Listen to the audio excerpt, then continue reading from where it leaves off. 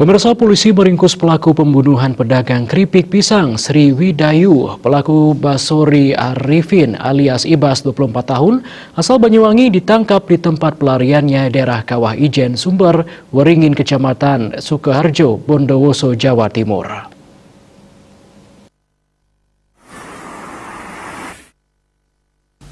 Motif pembunuhan terhadap pedagang keripik pisang di Jalan Bypass Ngurah Rai nomor 438 Denpasar Selatan ini murni masalah hutang piutang antara korban dengan pelaku.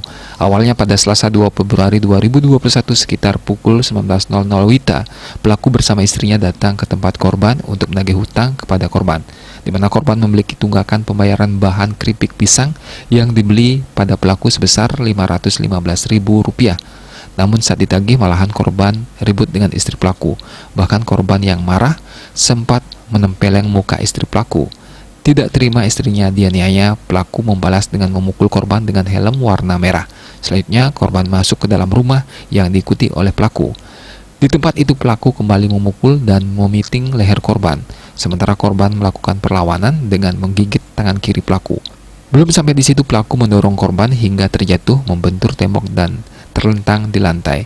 Aksi pelakuan tidak berhenti karena melihat sebuah tabung gas di dekat korban langsung dipukulkan ke kepala korban hingga berdarah. Kita sudah di backup terus oleh Resmo Polda Bali, ya, bersama Polsek Densel. Kita melakukan pengejaran. Kita ketahui keberadaan si pelaku, ya, yang kita duga melakukan ini.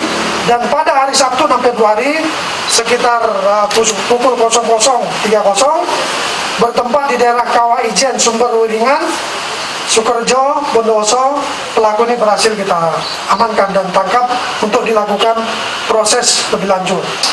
Ya, motifnya utang piutang.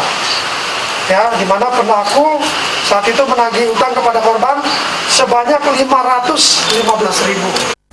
Usai melampiaskan amarahnya terhadap korban, pelaku bersama istrinya pergi ke Bondowoso, Jawa Timur, dan akhirnya diringkus polisi.